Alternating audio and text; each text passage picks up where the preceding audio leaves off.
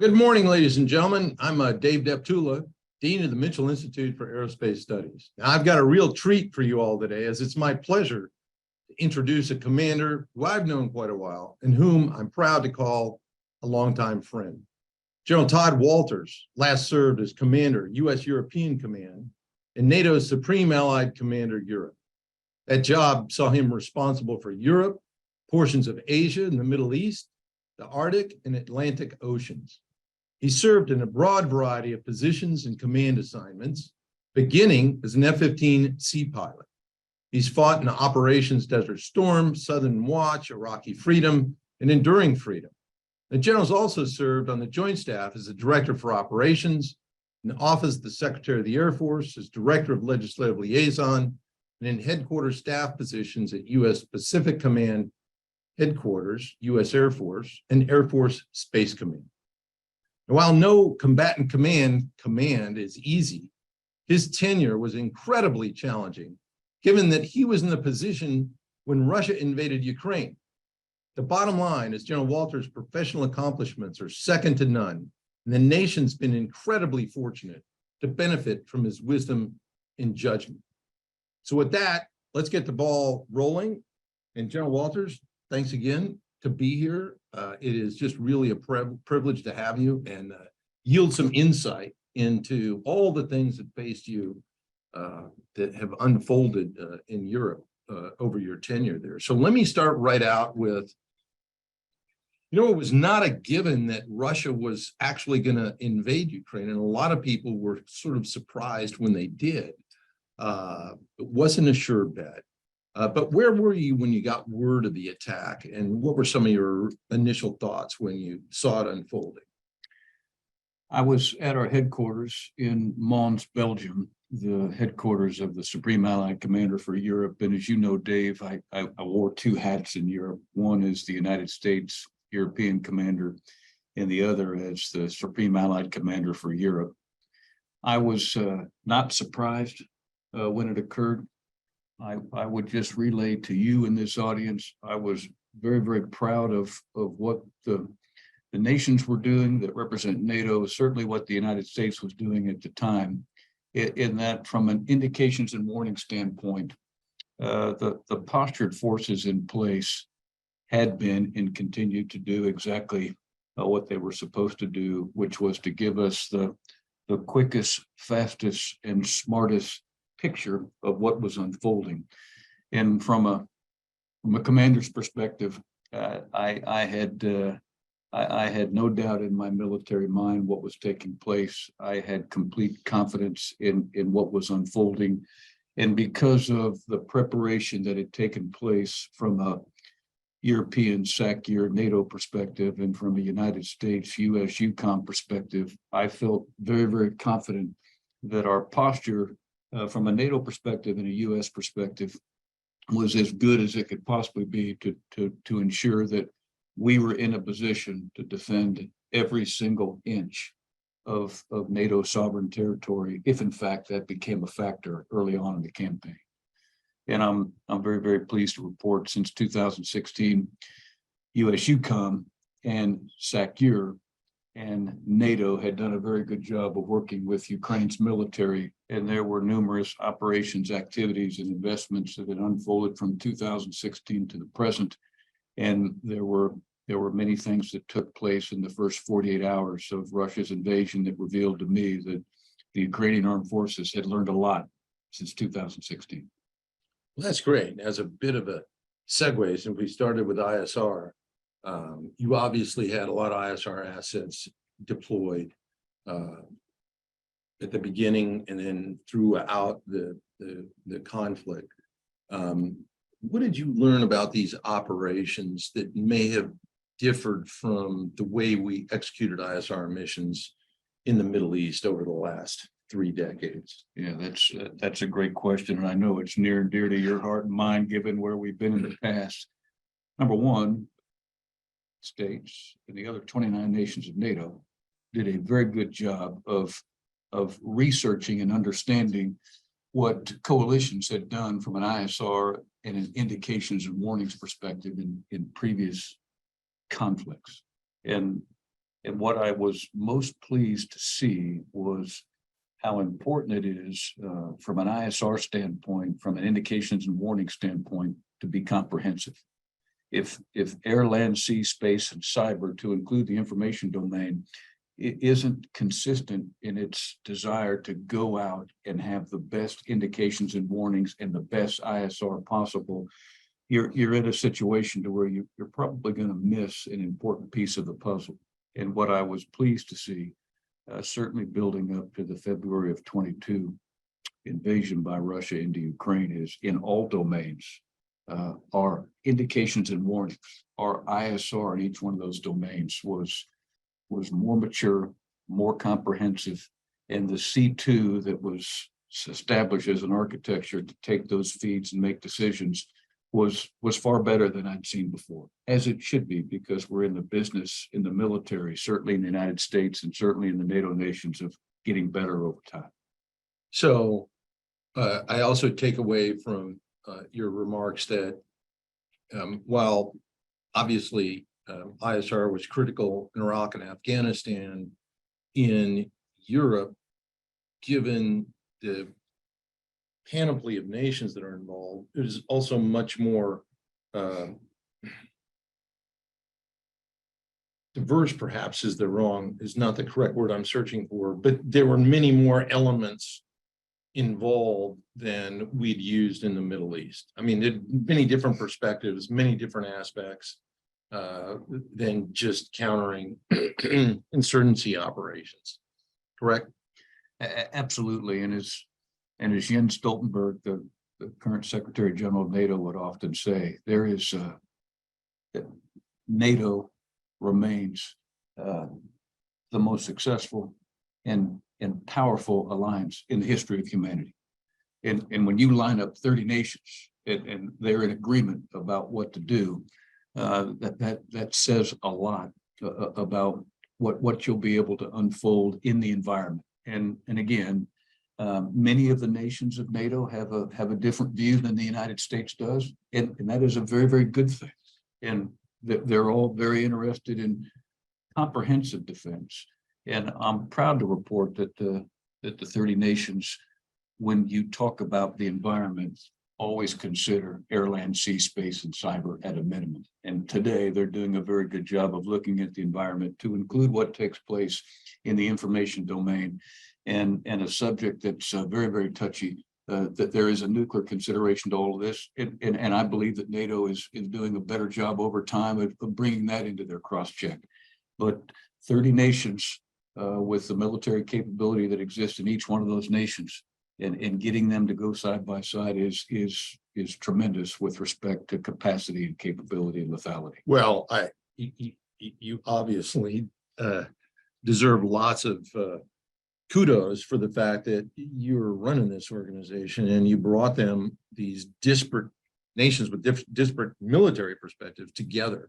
And congratulations for that. And I think that Mr. Putin was a bit surprised that the unity that you fostered and instilled in the alliance showed really set him back. Any thoughts on that? Well, one of the key strategic objectives in the overall NATO campaign, US campaign, and military campaign was to ensure that we create no additional cracks in the armor with respect to NATO unity. And that in itself was something that I believe President Putin wanted to create. Unfortunately, it didn't occur. And when you take a look at the NATO military posture in the vicinity of Eastern Europe, pre-invasion and post-invasion, you can see that we've comfortably doubled in size with respect to the number of battalion-sized battle groups that possess all domain capability from a command and control perspective. And certainly with the recent introduction of Sweden and Finland becoming part of NATO, this is an environment that probably doesn't make President Putin very happy. And that's where we are today versus where we were 7 months ago. And I certainly adore the trajectory that NATO is currently on. And we're all very, very excited about Sweden and Finland coming on board. And we're very, very pleased to see that the operations, activities, and investments from the military countries that exist on the eastern part of Europe continue to grow over time, and they continue to improve their all-domain capability, which is what we need to do. Now, this hasn't been the first time that we've seen Russia involved in a fight. We've obviously been watching them in Syria. Any thoughts on what's remained the same, what's changed, and any surprises for you with respect to Russia's military performance? Well, the people that Russia happens to be going up against are a very, very worthy opponent, and that's the Ukrainian armed forces. And the Ukrainian armed forces have opened up their arms to Europe since 2016 to try to get better. So I think that's one of the factors that Russia needed and continues to need to bring into their cross-check as they do whatever they will attempt to do in the future. I think I speak for everybody out there. We all were a little bit surprised at Russia's inability to advance to the degree that we all thought that they would. And I think if you go back to some of the basics of air-land integration and command and control and feedback, from the privates on the ground to their company commander, to their battalion commander, to their brigade commander, to their corps commander, to their field commander, what the Ukrainian armed forces have done and what the nation's militaries have done in support of that cause from a command and control perspective has been much better than what I believe Russia demonstrated to us. And you know it, and I know it, when you have challenge command and control and challenge feedback. If a field commander doesn't have a good picture of what's taking place in the environment, he or she is in trouble. And the Ukrainians have done a very good job, and I like to keep most of my conversations about what our forces' readiness capability is versus a potential enemy's, but the shortfalls that Russia demonstrated in the early stages of the conflict were certainly a little bit of a surprise. Now, let us transition, not transition, but have you elaborate a bit on the performance of the Russian Air Force, because I think early on, most people were surprised at their level of incompetence, quite frankly. They essentially have not been able to secure air superiority, not just over Ukraine, but even over their operating areas. What happened there? What are your thoughts with respect to the performance of the Russian Air Force? Let me flip it just a little bit, Dave, and just say that the Ukrainian armed forces, from an air-land integration standpoint, continued to improve, and they continue to improve. I know at this very second, I'm convinced that General Cavoli is focused on this. I see it in every one of the reports that we see in open press every day. And this beast called air-land integration, as you and I have grown up with it, it's a difficult task. And it's something that has to be buried in the DNA of the soldiers and the airmen and the sailors that are involved in the process. And if the architecture that I'll refer to as command and control doesn't have fast and accurate feedback at all stages, your air-land integration is not going to succeed. And I believe that's what we witnessed on behalf of the adversaries to Ukraine.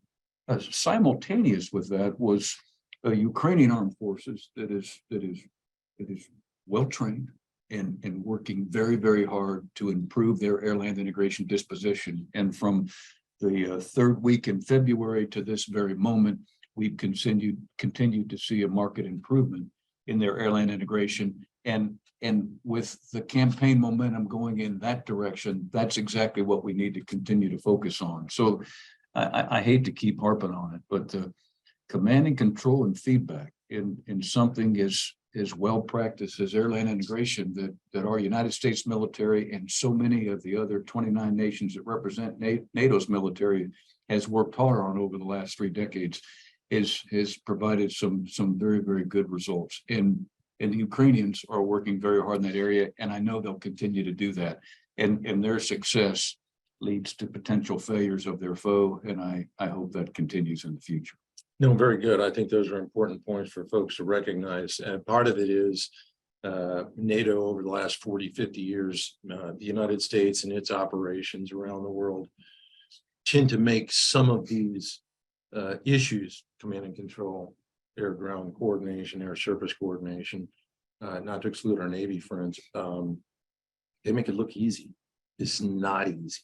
It's really tough. And the differences that you speak to, I think, are very evident in Ukraine. Now, sticking with sort of the air piece here for a second, there have been some in the academic community that postulate that relative air superiority stalemate that exists today, that no one essentially has it, is somehow can be extrapolated to the notion that air superiority is not essential for successful combat ops, and that a condition of air denial is sufficient.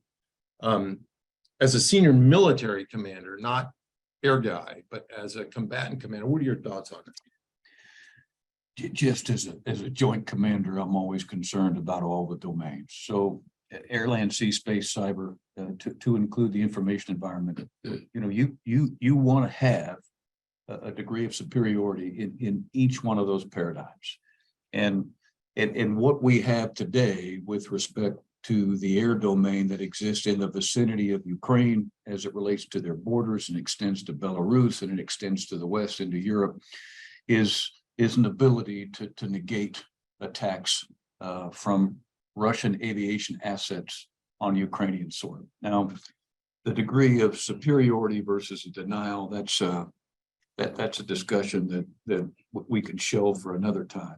But what I will say is that there has to be a continued degree of improvement in the capabilities in all domains with respect to what you can do from a Ukrainian armed forces perspective versus what is taking place with respect to Russia. And we want to have that steady, balanced improvement in all domains as the military campaign unfolds. And if you bring all that into your cross-check, some of those academicians will get into this superiority versus denial capability, and it comes across as if there's a lack of willingness to improve in this area, and that certainly isn't the case. And as you're well aware of, Dave, as NATO and the European nations make their contributions and think about the kit and the kits that they put forward, there's more than just a military dimension as to what goes forward for campaign success. That there is a by, with, and through 30 nations, by, with, and through whole of governments of those 30 nations. And a lot of that plays into this discussion that some of the academicians get into about denial versus superiority. And the thing to not forget is it's never just one domain that you have to be superior in. Yeah, I believe you need to have a very, very balanced approach, because it is a dilemma for the enemy if an air, land, sea, space, and cyber, to include the information environment, what you're doing from a military campaign perspective takes all those domains into account. No, thanks for that. I think one of the things that you help our audience understand, particularly from a NATO perspective, your perspective is, it's not just the United States. You're dealing with 29 other nations. And so the points with respect to multi-domain superiority are extraordinarily important. And some of these very narrow, singularly focused issues, some of us in the defense space are concerned about that, that there are no simple, easy answers, and they don't necessarily apply to different regions around the globe. And that some of the concern is let's not get too wrapped up in one particular example that may or may not be the case. Sticking on the air piece a bit, one of the surprises early on was the magnificent success of how the Ukrainians capitalized on the Turkish TB2 uninhabited aerial vehicle and its success. Could you give us some insights to the degree that you can of how that unfolded and your thoughts on the successful incorporation of that uninhabited aerial vehicle into the fight? So the TB2 is just one example of hardware and software that a NATO nation possesses that can contribute to the cause of the Ukrainians to defend their sovereign soil. And that there are others. This one probably came public earlier than anybody would have preferred, but it's a classic example of what NATO brings to a military campaign. And if you're comprehensive in your scrubbing of NATO capabilities from a hardware and software perspective, and comprehensive in the domains to where you apply those capabilities, you wind up in a situation to where, lo and behold, here's a TB2 that can put targets at risk at range with pinpoint accuracy. And it's a tremendous capability that has a C2 architecture that provides instantaneous feedback. And I would tell you that, as you well know, Dave, from your command time, most military commanders would dare to turn that down. And we're really, really proud of those contributions on behalf of Turkey. And we're really, really proud of the fact that Turkey's contributions were obviously endorsed by all of NATO. And it certainly helped saving the lives of many from a Ukrainian standpoint in the early stages of the campaign, and continues to do the same today. Well, thanks for that. I mean, the TB2's example is a positive one, but I'll be frank. I remain pretty frustrated that the United States has self-imposed restraints on some of the equipment that we'll offer to Ukraine, with remotely piloted aircraft and manned combat aircraft at the top of the list that I think would provide them advantage over the Russian. But isn't the reluctance of the U.S. to provide these capabilities certain to result in continued stalemate and perhaps risk the loss of the advantages that to the Russians that they have in manpower and equipment? Again, Dave, I'll go back to this is always a classic case of policy running into ops. This is 30 nations, a whole of government representation on behalf of 30 nations. And it's back to what is best for the military campaign at this very moment. And if you try to seek that response from just one entity inside of Ukraine, you'll probably be shocked to know that if you ask somebody else that represents the whole of government in Ukraine, you might not get the same answer. So every day I know as Secretary of Defense Austin works this issue, and by the way, he's having another comprehensive contact group meeting with many nations at the end of this month over in Germany, and he is going after this very issue, and there will be multiple nations there above and beyond just those nations that represent NATO. And the goal, of course, is to achieve a consensus with that entire group and those nations about what can go in by, with, and through multiple nations being received by, with, and through Ukraine to be effective in the military campaign. As it unfolds today, to work current ops to save as many lives as possible right now, and to ensure that your posture 5, 6, 7, 8, 9, 10 years from now is best suited to guarantee follow-on success.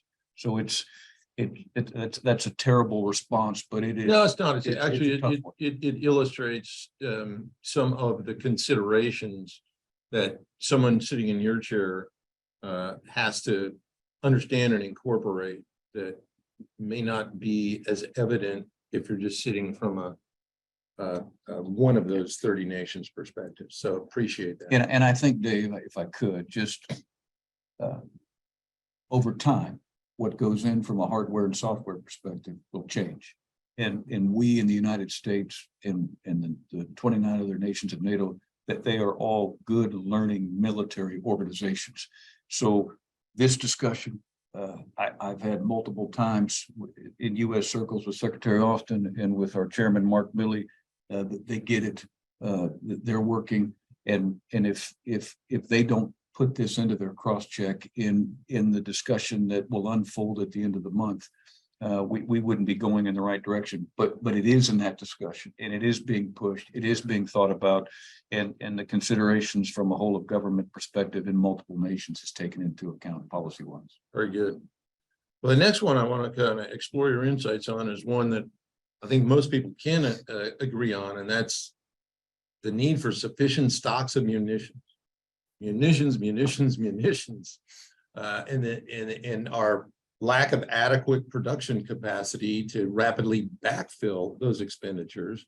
And then if we look at different theaters, South China Sea, for example, potential Taiwan conflict, you look at Korea, you look at challenges that Iran is posing, seems kind of like the efficiency that business experts have postulated with just-in-time logistics is really a sure bet to lose. Your thoughts?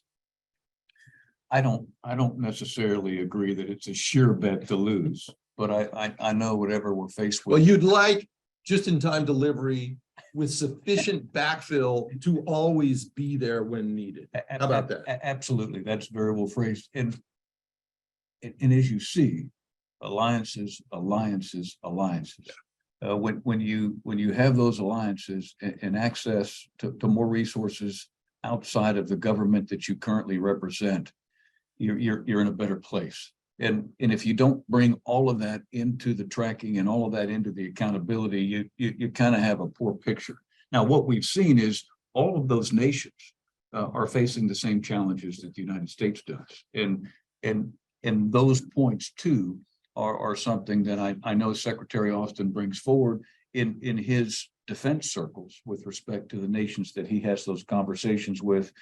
And I know at the highest levels of the U.S. government, we do the same. And Dave, the bottom line is I've never, ever met a commander, and you've been there a million times, that is satisfied with his or her current inventory or where the current forces are. You always want more, and their location and their activity always needs to be tweaked. And I know that our U.S. service chiefs in the United States of Department of Defense work very, very hard on this issue. And I know that our service secretaries do the same. And I know at OSD that it's a very challenging issue. It's not fast enough. It never will be fast enough. But if we're not working to make it faster, we're making a mistake. And I know in our OSD circles, we're working to make it faster.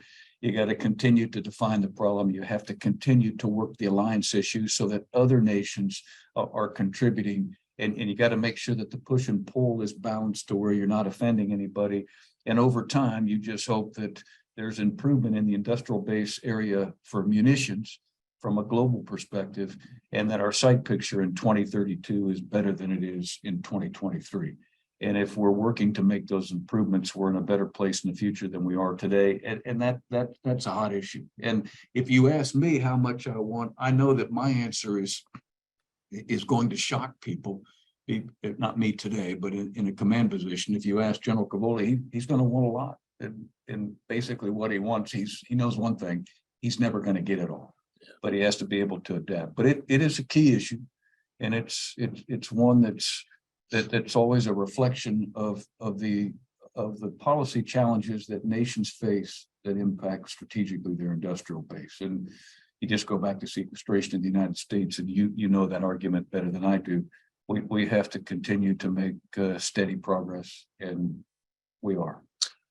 And I would add education, the American public, as well as the Congress, as the importance of some of these issues, because, you know, our security challenges, and you know this better than many, are not decreasing, they're increasing.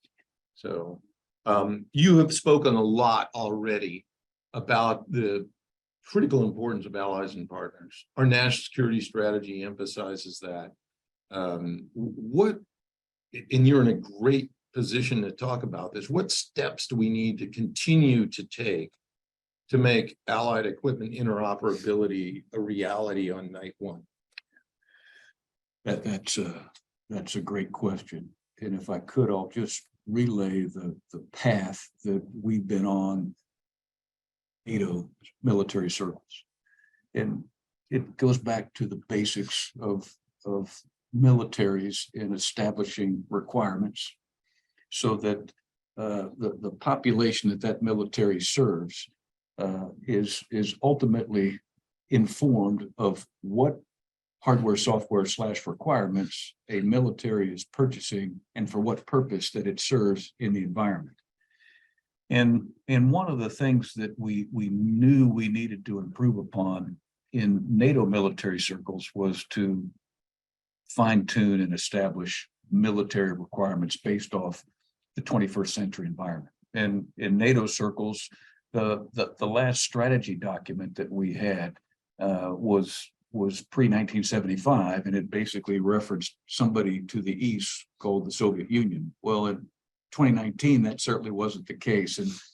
And my predecessor and his predecessor, Phil Breedlove, and his predecessor, Stavridis, and subsequently Scaparrotti, those three commanders before me were very aware of this issue. And from Stavridis to Breedlove to Scaparrotti to Wolters, we continued to push this issue to establish a NATO military strategy, to ultimately solidify the plans, to ultimately solidify the 21st century requirements, so that the nations who were spending this 2% of their GDP on the military actually had codified military requirements that reflected what NATO needed to do to be successful in the 21st century.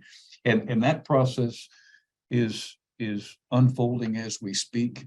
Those requirements are very, very important. And obviously what is unfolded in Ukraine, in the vicinity of Russia and Belarus, has caused those requirements to tweak just a little bit. And if you don't have those requirements, you're not being fair to the publics that you serve, because they deserve justification for purchasing whatever it is those nations' military need to purchase in the future. But there has to be a why behind it all. So that strategy to plans to requirements to being able to establish activity that changes the environment to the military side of the house, to where you can further secure more peace, is something that good gains have been made, and they'll continue to be made. And we finally have the architecture in place to solidify those military requirements in the future, and that's a step forward. Well, I think some of what you described in terms of what your predecessors did and what you continue to do, clearly with the wake-up call of Ukraine, it's motivated and demonstrated to countries in the area like Germany, like Finland, like Sweden, to take appropriate action. Along the same lines, great perspective in talking about equipment, munitions, and training operators. I understand that you made some great calls in regard to F-35 coalition interoperability. Can you tell us a little bit about what you did in that regard? I mean, along the same lines that you're talking about requirements build, and so folks understand how to optimize and capitalize on this unique piece of equipment. Well, I think one of the things that helped us with respect to capability like an F-35, number one, it's contributions and indications in warning and ISR, it's contributions in command and control, and it's contributions in mission command speak for itself with respect to speed and range and seeing the battle space and being able to inject lethality. That was recognized by so many nations many years ago, and getting those capabilities clarified to the publics of Europe, so that they could see and understand firsthand what a system like the F-35 could do, certainly led to its value in the environment and the proliferation of F-35s that exist across Europe. It's growing. The nations that are using them are seeing the advantages that you gain in ISR, INW, C2, and mission command, and that doesn't bode well for an enemy of NATO or an enemy of the nations that possess that capability. But again, Dave, it goes back to the capability of the hardware as it contributes to the security in the environment, and there are other examples of that. But the system kind of spoke for itself, and nations are smart, and when they've got a vehicle that has that kind of reach, that contributes in all three of those salvos that I discussed, and is very difficult for an enemy to see. That's a tremendous capability that is, as you well know, it's NATO interoperable today. And as you take a look at the nations that are formulating those requirements, There are other nations, and we all got the word this morning about what Canada decided to 88. do, and you're, Yeah. you know, there it is. Yeah. Very good. That's good. And I'm smiling too, because it's so heartwarming to hear you discuss not the lethal aspects, but the intelligence, surveillance, reconnaissance, and situational awareness building and command and control elements that the F-35 brings to the table. I mean, for 20 years, I've been telling folks we're going to value these assets, not because they're fighters, but because they can penetrate contested airspace, collect information, and share it with the rest of the combined and joint force to enhance situational awareness. So that's great news to hear. And like you said, it's obvious because the number of nations that are buying this airplane. And that's really its key strategic value. Now, while the fighting has been dominating the headlines, a key part of your mission was checking potential Russian aggression. And we talked about this a little bit beforehand. If they happen to spill out over their operations in Ukraine into NATO. So walk us through how you approach those tasks and how air power plays a unique role in doing that.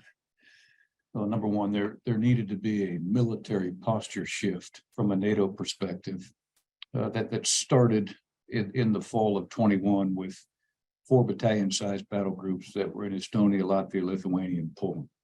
And we were all very, very aware of the fact that in Southeastern Europe, in Hungary, Romania, Bulgaria, and Slovakia, we probably needed to put the same posture in place to ensure that from north to south along the Eastern European front, we were in a position to where we could better defend in all domains every inch of NATO property. And that posture shift was not simple. It needed to occur quickly. It needed to have the blessing of all 30 nations, and it needed to have the staying power to benefit European and NATO security, not just in 2023, but in 2035 to 2055. So all of the moves that were made to the point where I left the service at SHAPE were geared in that direction. And I'm pleased to note that in air, land, sea, space, and cyber, we've made improvements in all of those domains, not just in those 8 nations that represent the eastern portion of Europe, but in all of the nations that are supporting that cause throughout the rest of Europe. And when you talk about comprehensive defense, you can't just look at Russia, Ukraine. You've got to be cognizant of what Russia is doing with everybody else on planet Earth, and where they're thinking about proliferating other resources and who their allies are. And Europe has a southern flank, and it has an Atlantic flank, and it has a northern flank, and all those need to come into consideration, and all of the domains merit protecting. But NATO better possesses a capability in all domains to defend their sovereign soil today than they were 6 months ago. And I'm convinced, based off what I've seen, that we'll be in a better position 6 months from now and further on down the road. As you're well aware, NATO, as you mentioned earlier, it is the most comprehensive and unique alliance in history. The United States have global responsibilities, and we don't have those kinds of alliances in other places around the world that are important. We also know that our Air Force has been declining in capacity over the years, having less than half the combat fighter squadrons we had during Desert Storm today. And you look at some of the realities because of the age of some of our forces, we've had to sunset them. So if you look at the case of Kadena, we're having to send fighters out of Spangdahlem, where there's a hot war going on in Europe, over to Kadena to backfill and assure our partners and allies there. We've got a capacity deficit. Doesn't the Air Force need and require more assets to increase and overcome this capacity deficit that it has? Well, capacity is a tremendous attribute to overall lethality. readiness is a huge part of the equation.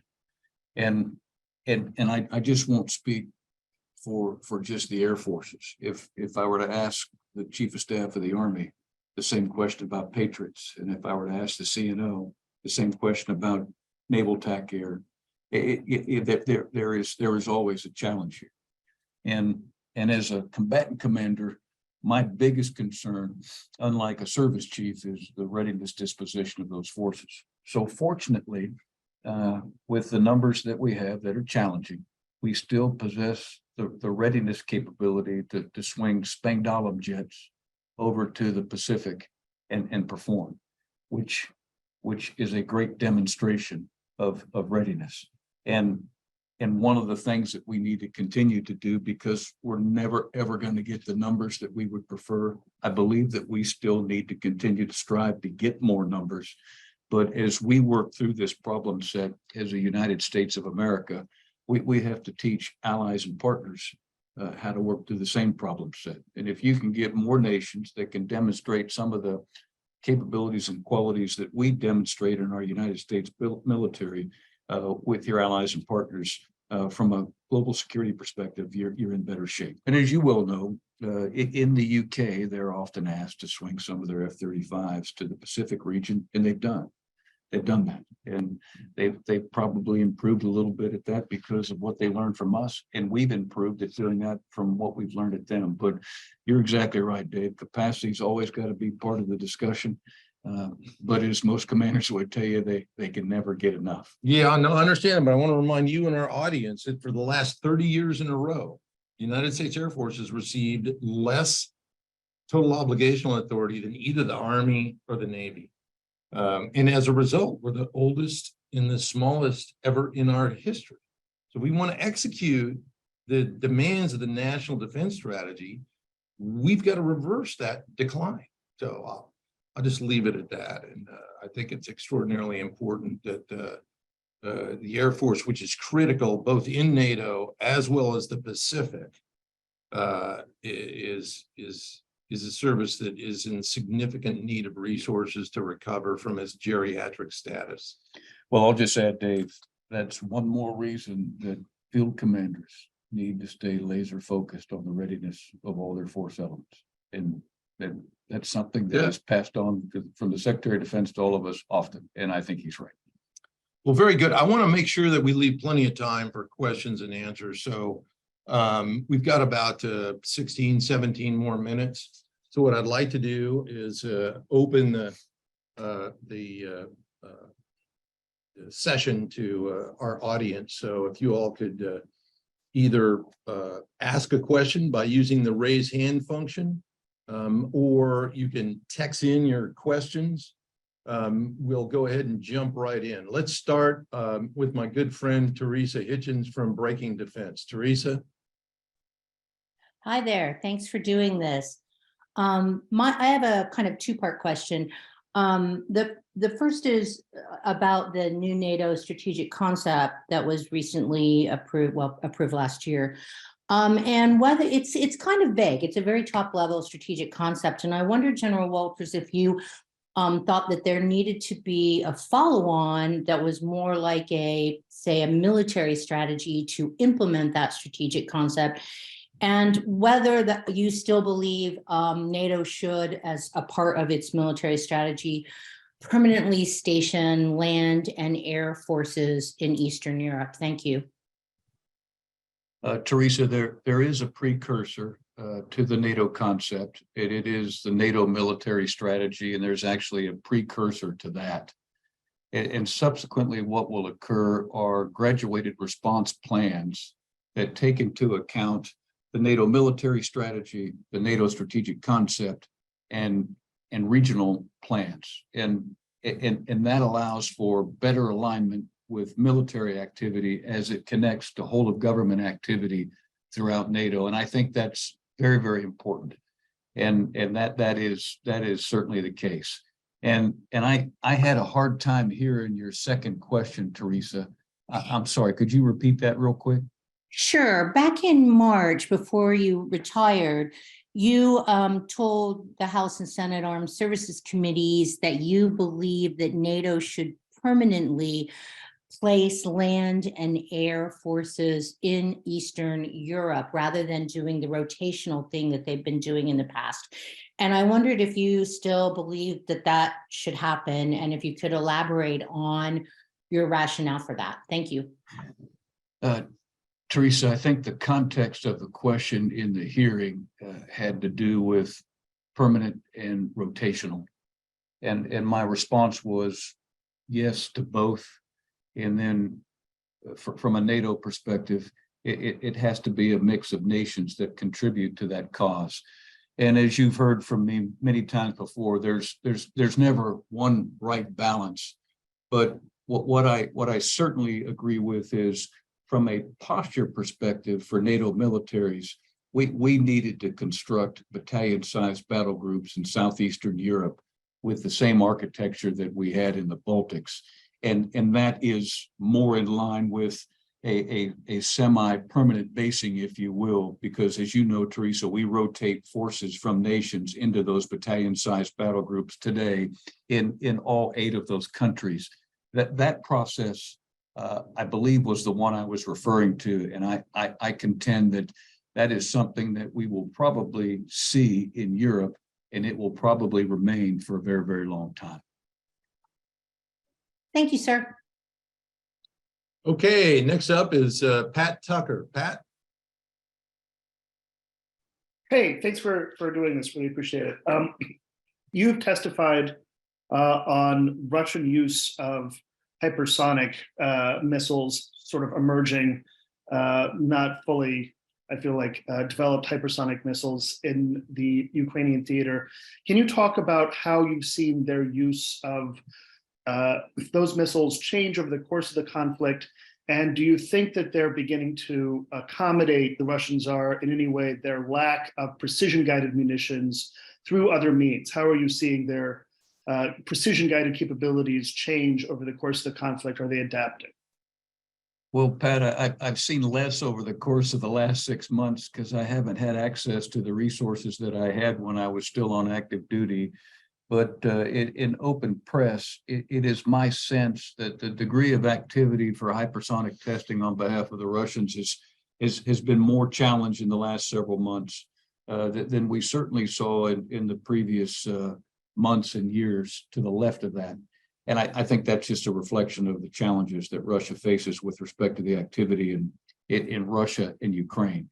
I haven't seen any evidence of an improvement on precision, but I haven't had access to some of the resources that I would prefer to give you an accurate call on that. But what I want to comment on, Pat, that's most important to this issue is what are the potential nations that are at odds with Russia with respect to hypersonics doing to ensure that in the future we possess a better deterrent capability. And that goes back to the nations being very, very willing to commit to comprehensive command and control in all domains so that we can detect change sooner rather than later, and we can track at all altitudes and at all speeds. And this is something that I know that NATO and I know that the US continues to work on. And I think we'd be wise to continue to focus in those areas, and I think that we are. Okay, just real quick, can you comment on the lack of precision munitions for Russia? You know, we see them hitting civilian centers and things like this as they just sort of fire at everything. Can you talk about what effect that overall has had on them militarily? And has the just mass, of course, they've been inbuilt to bear, compensated for that in any way?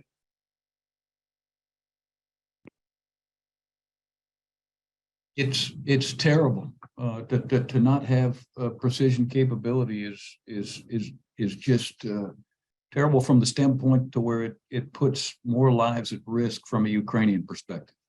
And that is something that I contend from an information standpoint, we need to continue to work on as a coalition to drive that point home. But it's just tragic in 2023, the lack of precision that certain nations have. And I can't speak for all the incidents that have occurred across Ukraine, but in general, the Russian armory displays a degree of lack of precision that is appalling in 21st century warfare. And I think it's something that we need to continue to dig at with respect to the information environment. Thank you. Okay, Brian Everstein. As the conflict has gone on, we've really seen the U.S. kind of get creative in some of the aid that it's been able to provide. I'm thinking of some previously undisclosed munitions like the Phoenix Ghost, even like low-cost threat emitters to confuse Russian pilots, integrating harms onto MiGs, etc. Can you kind of, to the extent you can, get into these discussions on how the U.S. has been able to get after some of these bespoke requests that Ukraine wants without unleashing the gates and giving aircraft and larger munitions being sent to Ukraine? Thank you. Brian, you point out a couple of examples, and there are numerous others. There is a huge appetite on behalf of the United States and certainly the NATO nations to improve the inventory that goes in support of the Ukrainian armed forces. And as you well know, there are multiple sessions that the U.S. host in Europe to have nations come forward and talk about these very issues. And the first thing that you have to do in this environment is be willing to listen to the requirements and the needs, certainly of Ukraine, and you have to be willing to listen to the inputs of the 30 nations of NATO and other global nations that are willing to contribute to the cause. And at the end of the day, come up with a blueprint that is accommodating to NATO, accommodating the nations individually, and certainly accommodating by, with, and through Ukraine. And over time, the hardware and software that goes in will probably change because the conditions in the environment will change. And I would just contend that today we do a very good job in those meetings, and Secretary Austin will host one that I talked about earlier with Dave Deptula towards the end of February or the end of January to take into account all domains, air, land, sea, space, and cyber, with respect to the kit and the kits that go in to ensure that we are achieving a posture in the right place at the right time that gives the Ukrainians the best opportunity to succeed. Okay, Peter Wolf.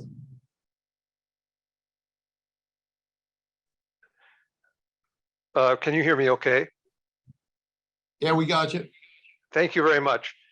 Sir, I'd like to ask you, if in the event, God forbid, Sweden does not join NATO because of obstacles put forward by some of the countries in NATO, what level of integration militarily nevertheless will occur between NATO and Sweden? Peter, the degree that we've integrated with Sweden over the course of the last decades has been large. I think that will continue. I'm very confident that Sweden will be part of NATO very, very soon. That process is ongoing. But it's my contention that the operations, activities, and investments that NATO's militaries have engaged in over the course of the last several decades with Sweden will continue to grow. Whether or not they join NATO, I believe that when they assess finally to NATO, that there'll be a degree of alignment and transparency that's at the highest possible level militarily that will help improve conditions. But as we've done in the past, lots of activity with Sweden's military over the last several years that will continue, no doubt. Joe Gould. There, thank you so much for taking my question. With respect to Russia and Ukraine at the moment, I know we touched on it, and maybe this dovetails a bit on Pat Tucker's question, but you know, how do you see the situation at present with regard to air superiority versus air defense on both sides? I believe that from a NATO military campaign perspective, to ensure that the nations of NATO possess the capability to defend every inch of their sovereign soil, that the NATO military posture is improving. That improvement has to be mirrored by the improvement of the Ukrainian armed forces in all domains, not just air, to be able to better defend their soil and better fight. And I believe that the input that comes from the nations, to include the United States, has to take that into account, not just in the air domain, but in all domains. And that campaign momentum that Ukraine currently has in all domains has to steadily improve over time. We do not want to see any setbacks, and there's always going to be a challenge. And as we all know, there are activities taking place in the Donbass as we speak that are challenging for the Ukrainian armed forces. And we've seen them combat those challenges with a degree of improvement over time that needs to continue. But that steady improvement is a must, not just for the Ukrainian armed forces, but that steady improvement needs to continue with the NATO militaries that are protecting NATO sovereign soil, because those two activities, NATO and Ukrainian, when linked together, create obviously greater dilemmas for the foe in the region, which happens to be Russia, and that needs to continue. There was a point at which we were there were, sort of live conversations about providing Western aircraft to Ukraine. And we don't hear as much about that now, but do you think that is that a conversation that's ongoing? And if not, could it reopen? Thanks. I think it certainly could reopen. I know it's ongoing. It should be. And again, the changing nature in the environment will drive the input of hardware and software. And I think this is just part of the overall strategic discussion that we need to continue to entertain. And I'm confident that we are doing that. Okay, let's switch to one of the text questions. There are a bunch of good ones. One of the ones that has been sent in is effectiveness of Russian hypersonic missiles. That question came to you earlier in the context of the use, but what difference have they made, if any? Well, they relative to their unique nature of being hypersonic. Yeah, I just think from a range perspective and speed perspective and detection perspective, it forces us to ensure that our indications and warning architecture is compatible to see it before it becomes an impact. And our response from a lethality perspective has to be fast enough and long enough and accurate enough to ensure. And those activities are ongoing. The good news is we have a lot of brilliant people in this country. We have a lot of brilliant people in our NATO nations, and they're all working very, very hard to continue to improve our indications and warnings architecture from a hypersonics perspective. And that is ongoing and needs and will continue. Very good. John Turpak, are you on? I understand you've got a question for the general.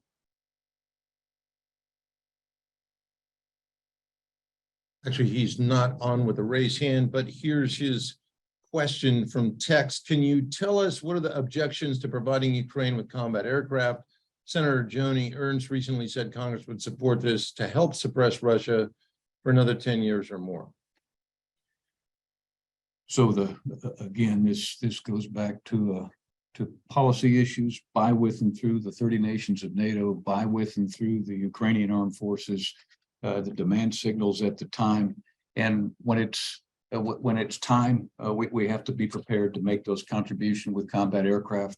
And it is my belief, based off capabilities that exist in the environment, that we're still challenged from a timing perspective to make this move as we speak. And again, it's 30 nations of NATO ensuring that their solidarity is never compromised, and that is part of the overall strategic campaign. And that comes into play when you start to pull this question apart about what is actually going in and what is holding off for the time being. Well, thanks very much for that. And ladies and gentlemen, we've come to the end of this Aerospace Nation event. I'd like to thank you, General Wolters, for being with us here today. It's just been magnificent. And from all of us here at the Mitchell Institute, We wish you and everyone else in our audience a great aerospace power kind of day.